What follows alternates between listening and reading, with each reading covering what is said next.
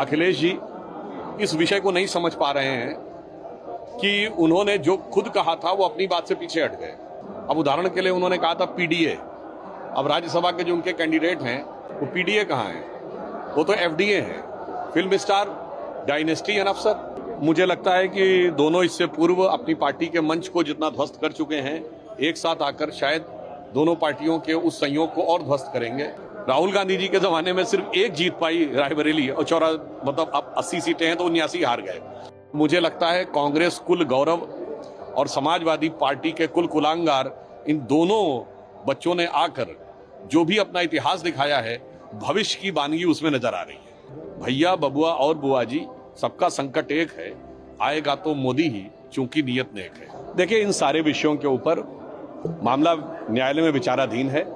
तथ्यों, साक्ष्यों और प्रमाणों के आधार के ऊपर न्यायालय निर्णय ले रहा है, तो न्यायालय का जो भी निर्णय आएगा हम उस निर्णय का स्वागत करते हैं। समाजवादी पार्टी कह रही कि Bharatiya Janata party horse trading करा रही है, चुनाव जीतने के लिए कुछ भी कर सकती है। देखिए साहब, समाजवादी पार्टी के साथ समस्या ये है कि अखिलेश जी इस विषय को नहीं समझ पा रहे हैं कि उन्होंने जो खुद कहा था वो अपनी बात से पीछे हट गए।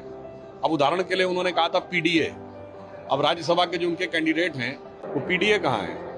वो तो एफडीए हैं, फिल्म स्टार, डायनेस्टी एंड अफसर। अब आप बताइए, उन्होंने बनारस में कैंडिडेट विड्रॉ कर लिया। किसको विड्रॉ किया? पिछड़े को विड्रॉ किया, कांग्रेस के समर्थन के लिए। तो समस्या क्या है कि कथनी और करनी में अंतर होने की वजह से वो समस्या हो जाती है।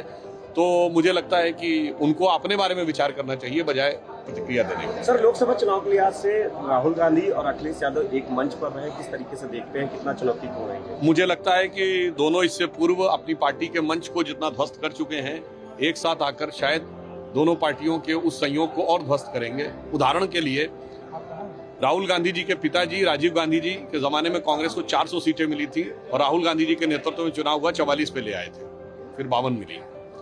और उस जमाने में 1984 में 85 सीटें हुआ करती थी उत्तर प्रदेश में, सिर्फ एक हारी थी कांग्रेस, बागपत, चौधरी चरण सिंह जी वाली, और 84 जीती थी।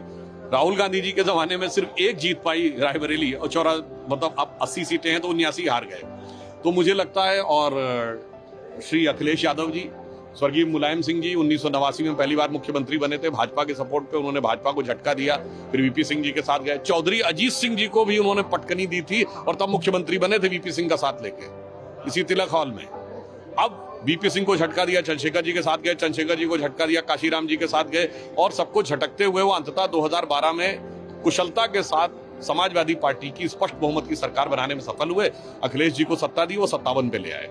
तो मुझे लगता है कांग्रेस कुल गौरव और समाजवादी पार्टी के कुल कुलांगार, इन दोनों बच्चों ने आकर जो भी अपना इतिहास दिखाया है, भविष्य की बानगी उसमें नजर आ रही है। और अंत में एक लाइन कहना चाहूंगा कि उत्तर प्रदेश के चुनाव में भैया यानी राहुल गांधी जी, बबुआ आप सभी समझते हैं, और बुआ जी, भैया, बबुआ और बुआ जी, सबका संकट एक है, आएगा तो मोदी ही, चूंकि नियत नेक है।